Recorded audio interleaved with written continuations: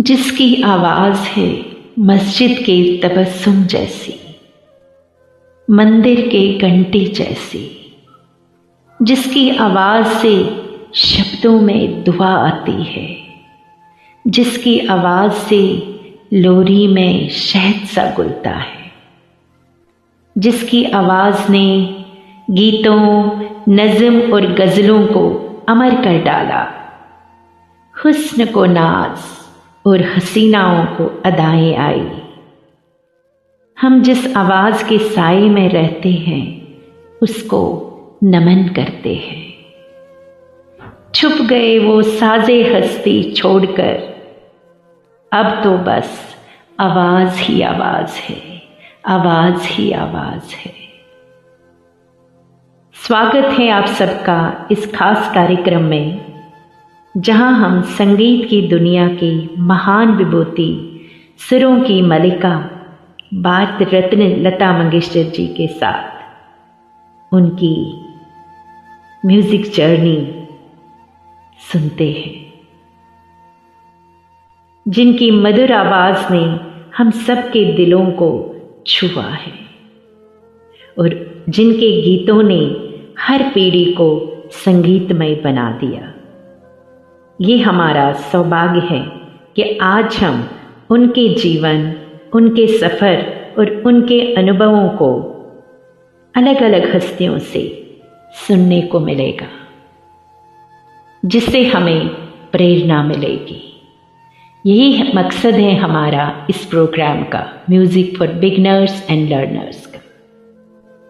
Let's give tribute to Indian nightingale Lata Mangeshkar ji. Lata ji, we all pay our respect to you. Let's start our program. Anil दा ने मुझे बहुत सारी चीज़ें सिखाई, मतलब मैंने उनसे सीखी, उन्होंने शायद सिखाई नहीं हो पर मेरे दिमाग में वो बातें रही। जैसे गाने में सांस कहाँ छोड़नी चाहिए, कहाँ लेनी चाहिए, तो ये मैंने उनसे सीखा। यहाँ तक कि मैं माइक के सामने होती थी तो लोगों को पता भी नहीं चलता कि मैंने कहाँ सांस ली, कहाँ छोड़ी। ये मैंने उनसे सीखा। दूसरी बात मैंने उनसे ये सीखी कि कोई सुर लगाना है तो कितना मतलब फेड इन फेड आउट करना, ये मैंने उनसे सीखा, जो कि शायद और आर्टिस्टों ने उस पर ध्यान नहीं दिया। मैंने ये चीज़ बहुत ध्यान से सीखी। गुलाम हैदर साहब से भी मैंने एक बात सीखी थी कि बोल बिल्कुल साफ होनी चाहिए, और दूसरी बात उसमें ये थी कि जहां बीट आता है वहां जो बोल आएगा उस पे थोड़ा सा जोर देना ताकि गाना एकदम उठे।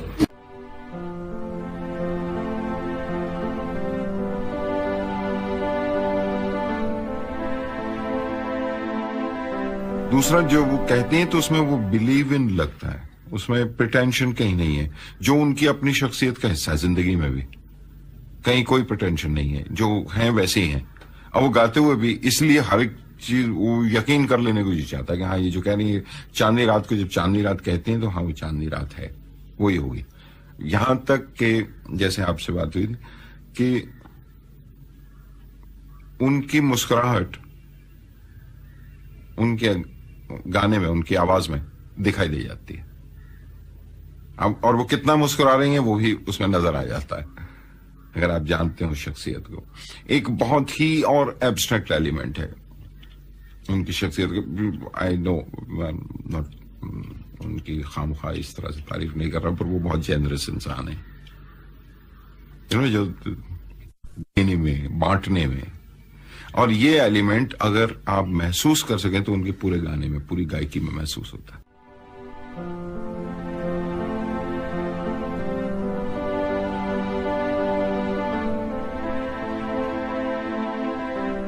सब जगह हम लोग पैसे मतलब उसी वक्त नहीं लेते थे, तो पड़े रहते थे प्रोड्यूसर के पास।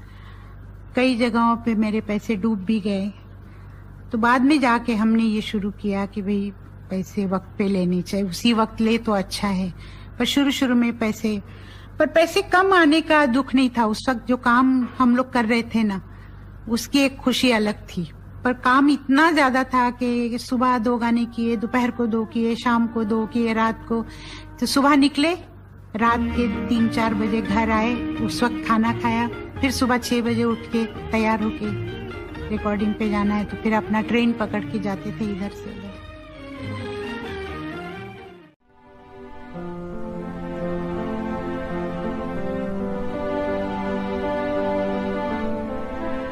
उसने अपनी शोहरत को बिल्कुल अपने ऊपर हावी नहीं होने दिया।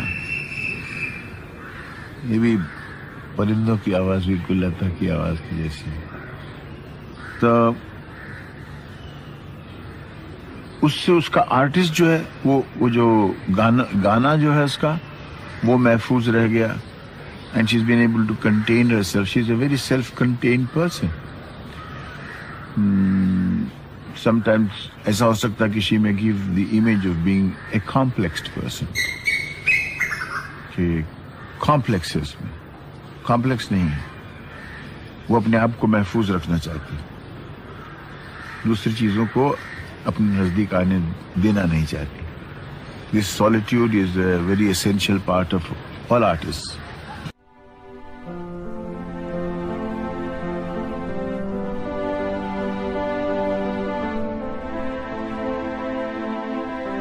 ये घंटे भर की ट्रेन का सफर था। रोज सुबह उससे जाती थी और फिर रोज शाम को वापस आती थी। उनका कहना है कि जहां मलाड स्टेशन से बहुत दूर था स्टूडियो, जहां हमें रोज जाके रिहर्सल करनी पड़ती थी, सीखना पड़ता था, तो लोग वहां उस जमाने में तांगे चलते थे मलाड में, तो लोग उतरते थे, तांगा ले लेते थे और तांगे में चले जाते थे। मैं तो पैसे बचाने होते थे तो मैं पैदल ही जाती थी।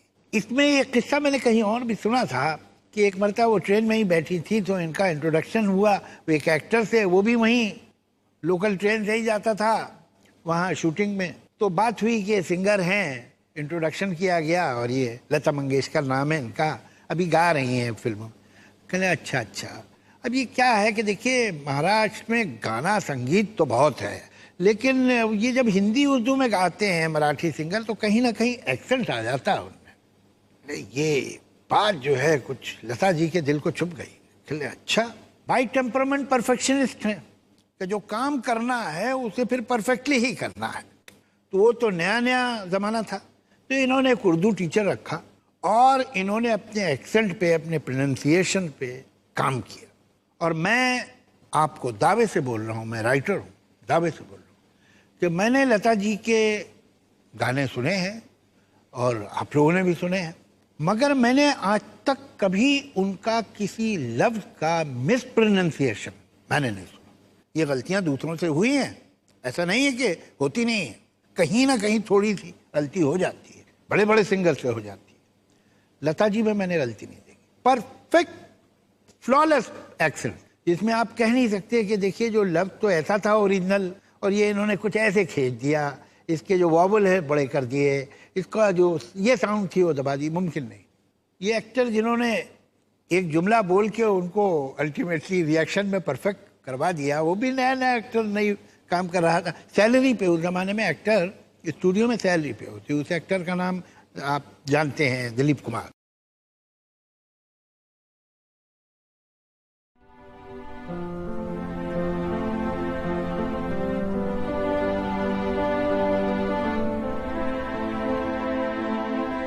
मैं गाने में बिल्कुल खो जाती हूँ, पर मैं ज्यादा कोशिश ये करती हूँ कि पिक्चर पे जो भी मतलब कैरेक्टर है, क्या है, मतलब किस तरह का है, वो सोच के मैं ज्यादा गाती हूँ। और उसके लिए मैं पहले पूछ भी लेती हूँ। शुरू में जब मैंने गाना शुरू किया था तो इन बातों पे मेरा ध्यान नहीं होता था, ज्यादा ध्यान होता था गाना, हरकत, मुर्की, तान, ये कहना है वो कहना है। पर मुझे सबसे पहले मास्टर गुलाम हैदर साहब ने कहा था कि लता तुम ज्यादा ध्यान दो बोलों पे और कौन गा रहा है स्क्रीन पे। उनमें एक बहुत बड़ी खूबी वो ये है कि वो जिस आर्टिस्ट के लिए गाती हैं वो उनके हिसाब से गाती हैं। वो शायद पहले पूछ लेती हैं और उन्होंने कहा भी था एक बार कि वो पता करती हैं कि ये जो मैं गाना गाने वाली हूँ किस पे पिक्चराइज होने वाला है, तो वो उस हिसाब से, उस अंदाज से गाती हैं। ये कई बार मैंने महसूस किया और बहुतों ने, दूसरों ने भी ये महसूस किया कि गाना सुनने के बाद, पिक्चर देखने से पहले ये महसूस होता है कि ये इन्होंने मीना जी के लिए गाया है या मधुबाला के लिए गाया है या नूतन के लिए गाया है।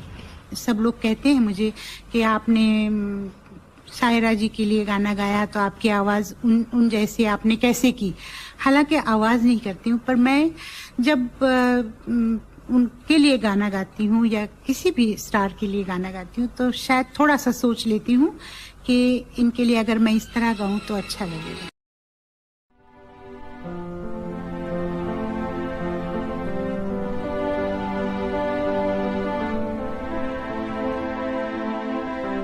वो आई थी उस वक्त सिंगर की कोई पोजीशन और इज्जत नहीं हो रही थी। जब ये अवार्ड शुरू हुए तो सिंगर को, सॉन्ग राइटर को, इन लोगों को अवार्ड ही नहीं दिया जाता, इनका नाम ही नहीं था अवार्ड की लिस्ट में। ये लता मंगेशकर का जोर था कि जिसकी वजह से सिंगर्स के अवार्ड शुरू हुए हिंदुस्तान में, जिसकी वजह से लिरिसिस्ट को अवार्ड मिलना शुरू हुआ।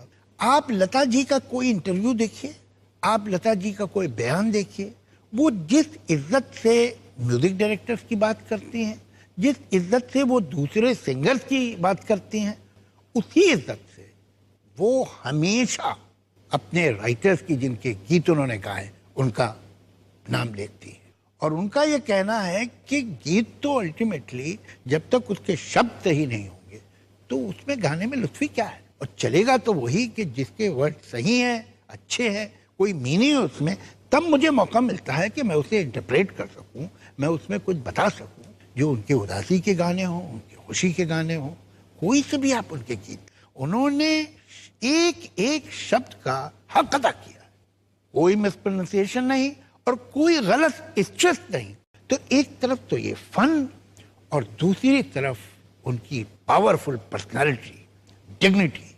तो कई बार ऐसा हुआ कि बहुत बड़े कोई म्यूजिक डायरेक्टर हैं और उन्होंने लता जी से एक लाइन क्रॉस की, उनका ठीक है आप जाइए, कोई बात नहीं, आप किसी और को ले लीजिए, और छोड़ दिया काम करना।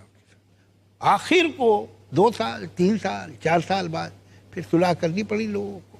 बड़े बड़े प्रोड्यूसर हैं, लता जी ने कहा मुझे रॉयल्टी चाहिए, एक बहुत बड़े प्रोड्यूसर, उन्होंने कहा जी हम तो नहीं दे सकते, आपको हम फिल्म में काम देते हैं, कोई मामूली बात है, आप हमसे रॉयल्टी मांगेगी। उनका तो फिर आप किसी और को ही दे दें, और नहीं किया उसके साथ काम। और फिर अल्टीमेटली उस प्रोड्यूसर डायरेक्टर को मालूम हुआ कि लता मंगेशकर की क्या वैल्यू है, और उसे आना पड़ा वापस।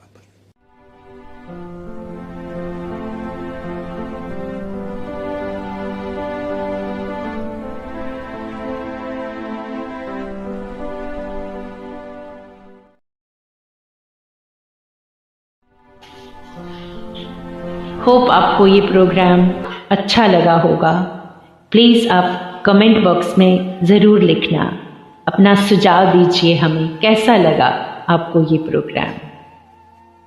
सुशील जी को धन्यवाद जिन्होंने ये खूबसूरत वीडियो बनाया। Please watch this program, it takes a lot of hard work. चलिए नेक्स्ट वीक न्यू सरप्राइज के साथ।